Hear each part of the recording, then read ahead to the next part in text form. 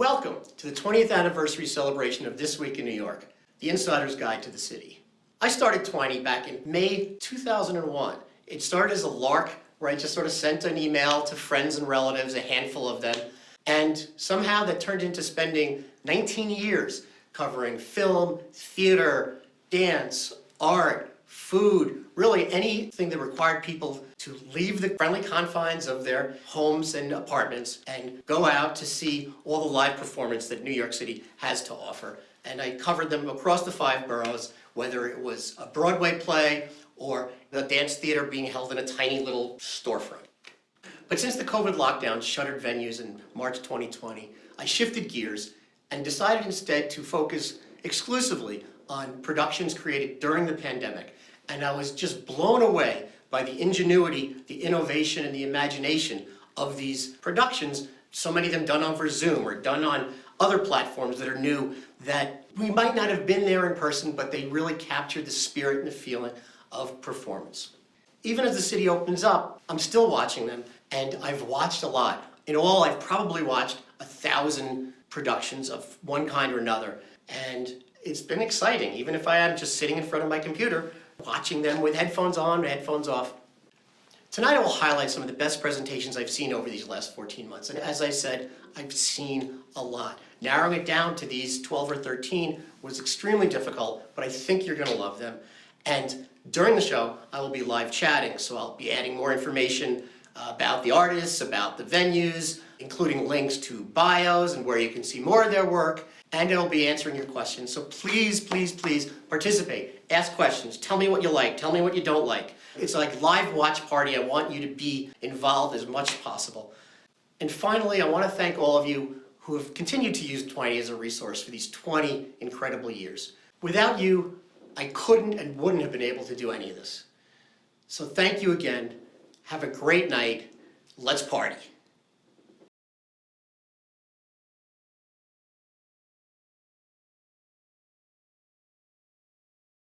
Holy shit. I have to kick things off with the most explosive 5 minutes of the last 14 months. Jamar Roberts' Coot. The riveting solo piece was created for Works in Process at the Guggenheim. Roberts, Alvin Ailey's first resident choreographer, captures the state of the nation as the health crisis worsened and the Black Lives Matter movement took to the streets. It's a phenomenal piece of work that'll just knock you out. Here we go.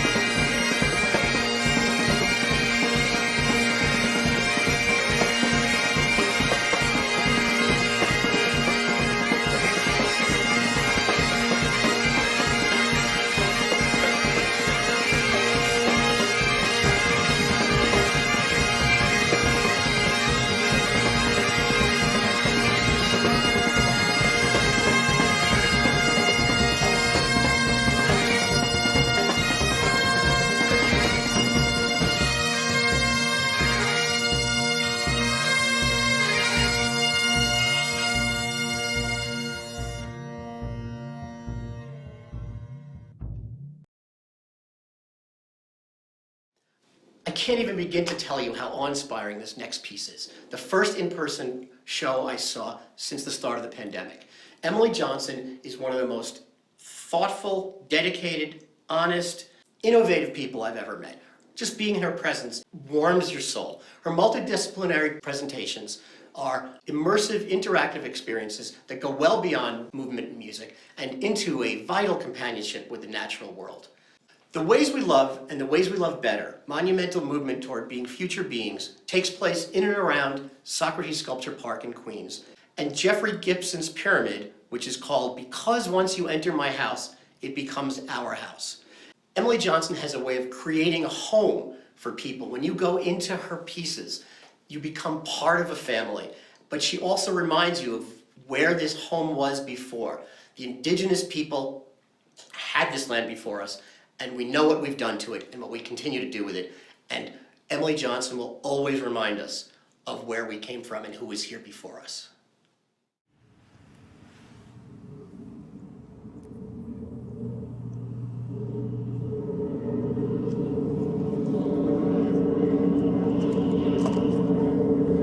I'm Emily. I live on the Lower East Side of Manhattan. I'm from North and West, though. But like far, far, far north and far, far, far, far west. I'm a mom. All the prisons are closed. I don't know if you remember back when they were open. All the land is ours again, too. When I first moved here to Lenape-Ho-King ages ago, I was in love. I was in love! I would walk around back when that city was so busy, and I couldn't find peace, though I felt peaceful, and I couldn't find spirit, though I felt spirit.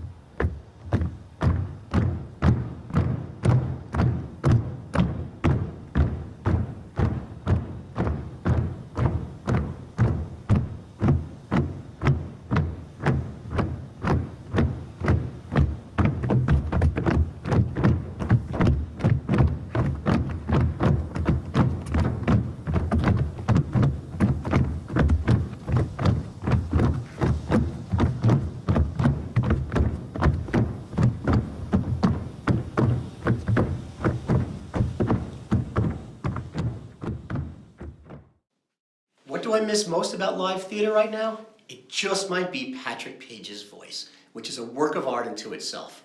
His deep, booming elocution echoes through your bones and rattles your whole body. In this Radwell remarkable conversation, Page recites a soliloquy from Othello, then waxes poetic about the play and the character. I love this so freaking much, and I hope you do too.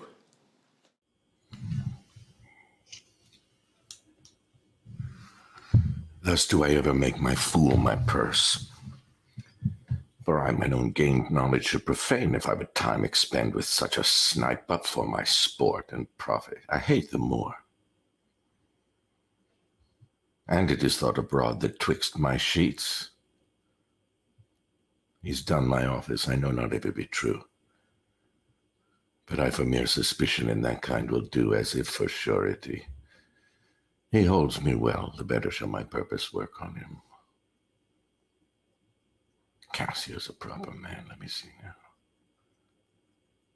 To get his place and to plume up my will. A double knavery, how, let me see.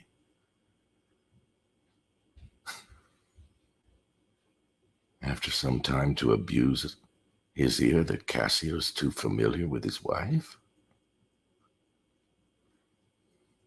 Yet the person at a smooth disposed to be suspected, framed to make women false.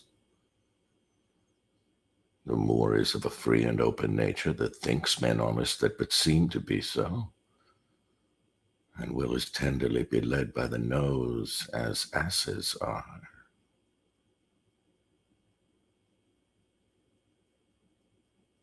I have it. It is engendered. Hell and night must bring this monstrous birth to the world's light. So lovely. I've known the exquisitely talented and super cool Tracy Sallows since high school. She's appeared on and off Broadway and in such shows as Law and Order, The Sinner, and Boardwalk Empire. You might also recognize her voice from major national television commercials. Here she offers a heartwarming video poem that was a breath of fresh air while we were all sheltering in place. Just let the words and imagery flow right over you and into you. Enjoy. Flowers are not reasonable. They don't care who's died. Steadfast, strong, and seasonable, they will not be denied. Plant a tulip upside down, she'll U-turn toward the sun. Stems burst forth from sidewalk cracks. Red runner beans will run. Cities may grind to a halt. Airplanes cease to fly. People peer through window panes at the clearing sky. Flowers pay no heed to this. They just do their thing, determined, bold, and unaware, announcing it is spring. Flowers will not mourn for you. Flowers will not grieve. All a flower's born to do is blossom and believe.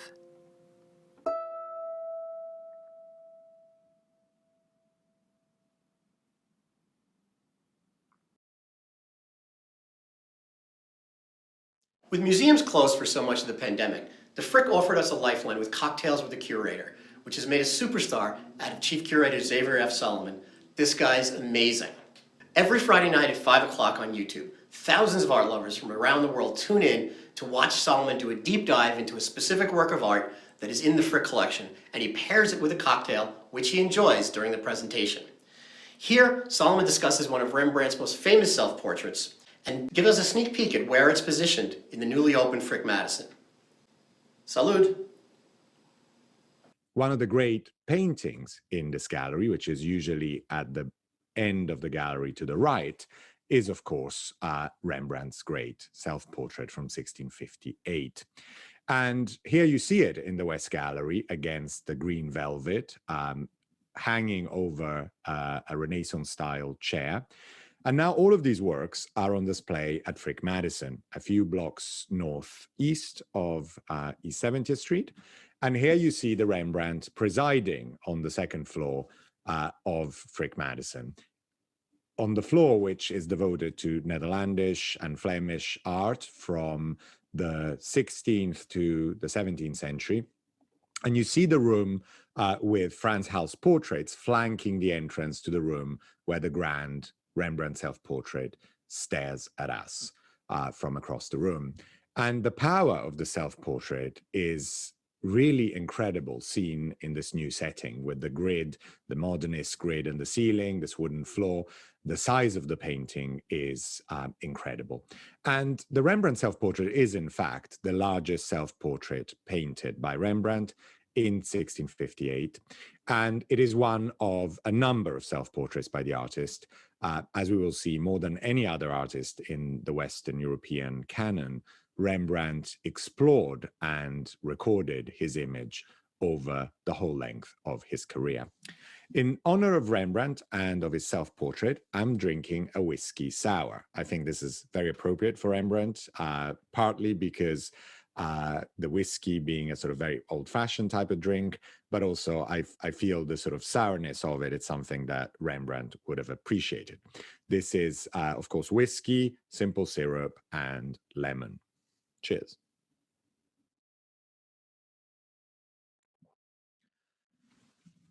We don't know who the self-portrait was painted for and who owned it to begin with. It first appears in the 19th century, and through most of the 19th century, it is in this location at Melbury House in Dorset, belonging to a number of generations of the Earls of Ilchester. And it is from the Earls of Ilchester that in 1906, Frick acquires the painting and brings it over to New York. As I mentioned, this is one of the many self-portraits by Rembrandt. It has been calculated that over his lifetime, Rembrandt painted between paintings and works on paper, drawings and etchings, more than 50 self-portraits. Probably he painted at least one every year of his career. And we don't know really what the market for these works was, who acquired them, but clearly they, on one hand, promoted the image of the artist. On the other, they were used by Rembrandt himself as experiments in paint. And he is clearly an artist who was very interested in his own image and in his own aging and in the transformation of his own body, of its expressions, and how it appeared in the world. I can't remember how I came upon the New Harmony project, but I'm sure glad I did. The company's short dance film, The Love Space, served as a soothing antidote to the cramped, claustrophobic room where I watch and write about everything and work at my day job in children's publishing.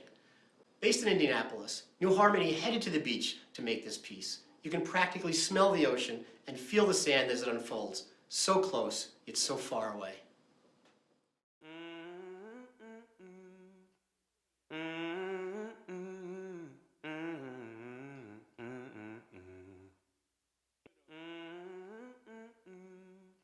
I close my eyes, inhale deep, let my body fall away, and I imagine you, the person I want to know.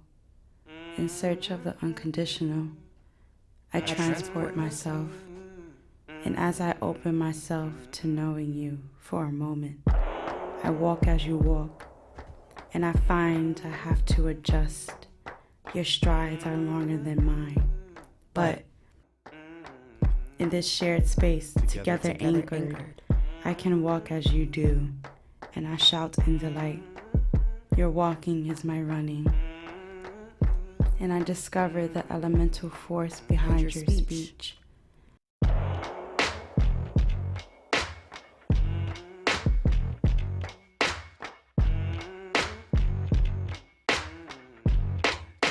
My thick waves of sibilance give away, morphing into volcanoes and resultant earthquakes. And unlike me, you talk like you're on fire. And then I find it, a welter of pain lodged into your chest, swirling large objects in gray air. So much grief, a grief before this unknown to me.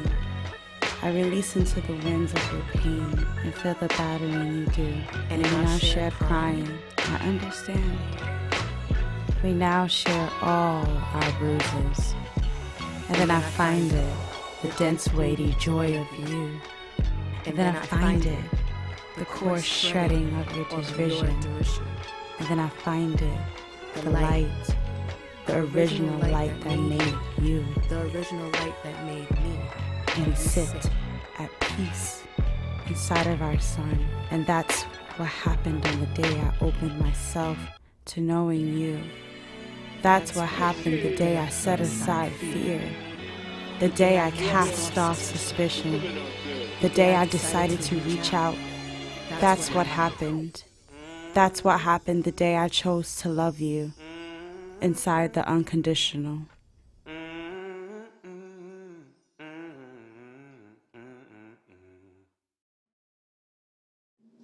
What did you do during the pandemic? Many of us baked sourdough bread, took up knitting, binged on Netflix. My childhood friend Seth David Radwell wrote a duly impressive book, American Schism, which, appropriately enough, comes out on July 4th.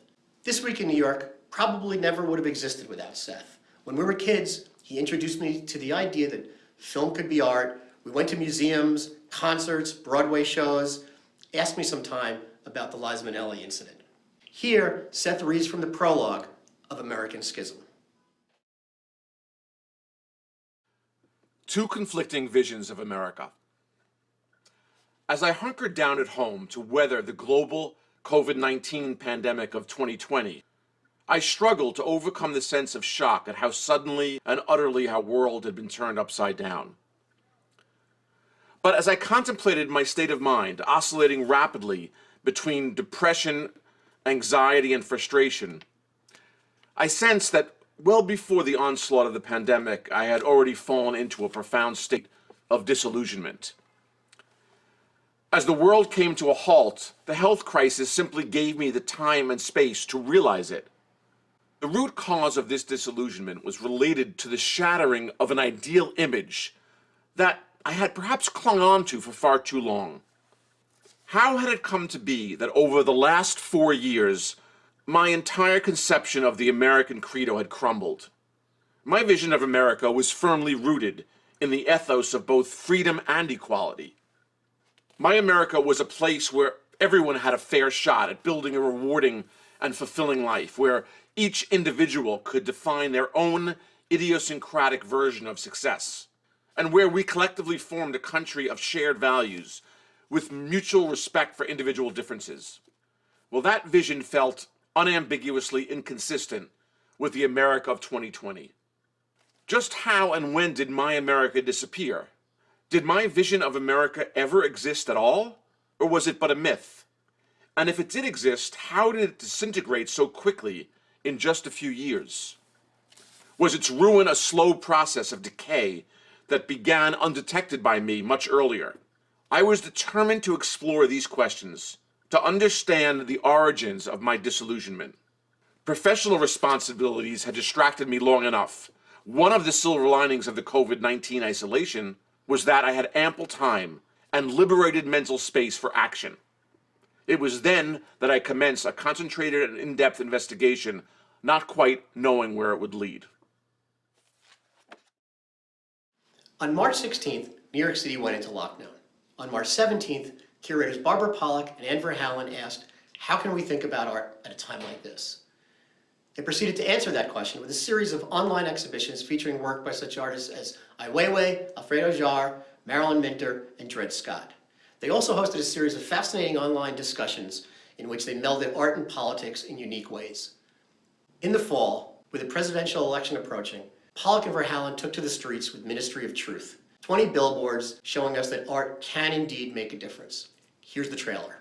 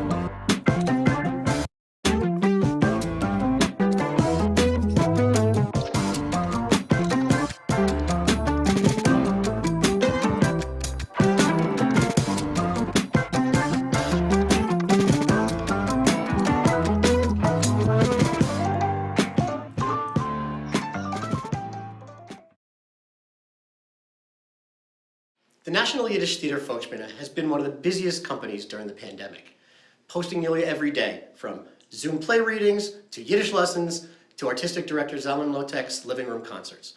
On June 24th, he was joined by poet, actor, writer, professor, and opera singer Elmore James in an intimate, powerful version of a Russian Refusnik song. You're gonna love this. Check it out. I love this song because it has this robust Russian song, and the lyrics are, I'm not afraid of anyone, and I don't believe in anyone. Only God alone. No, no one, except for him alone. A song that came to us in the 70s from the Refuseniks, when the rights of Soviet Jews were denied, and this song was a calling cry for them as they fought to leave.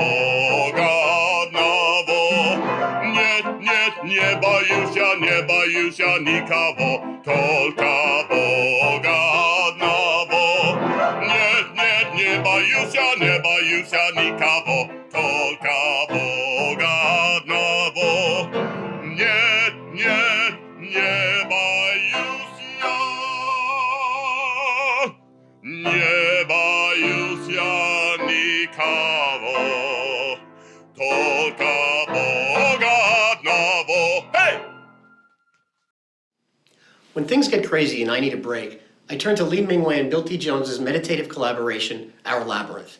The three-part MetLiveArts presentation was filmed in 3 different areas of the museum, consisting of more than 13 hours of a dancer pushing sand around with a broom while a vocalist wanders around the space singing. This might sound like the most boring thing you've ever heard, but believe me, it's so great. Here's a clip featuring Sarah Murns and Alicia Moran. Watch it, experience it. You're gonna love it. You're gonna be hooked. You might even watch all 13 hours.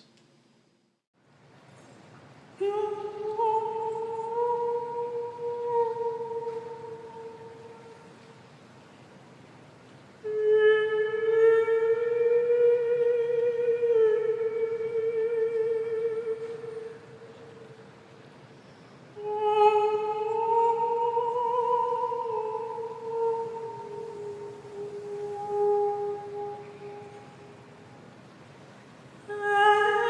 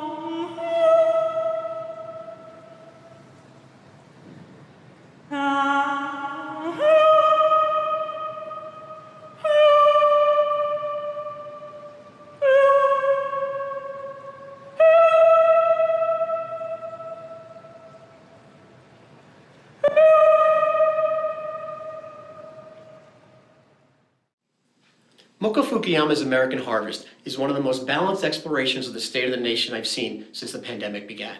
Born in Japan, Fukuyama went to high school in Iowa in 1997 as a foreign exchange student. Her hour-long video uses animation, interviews, music, and an art project at the kitchen to smartly look at globalization, polarization, and the flag as she meets up again with her host family. Here's an excerpt. Cheaters are going to cheat, and people will find ways to obey the letter of the law without obeying the spirit of the law. There's ways around pretty much anything if you work at it. He's doing such great things out there. He's exposing the swamp, how bad the people are. Ask yourself, what are my feeds? What is feeding my narrative, my picture of reality?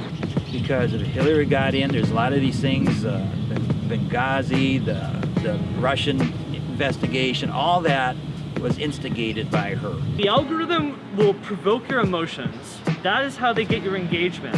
And simple emotions like anger, disgust, anxiety, those are so easy to prick and use, so easy to generate. I'm very disappointed in the media.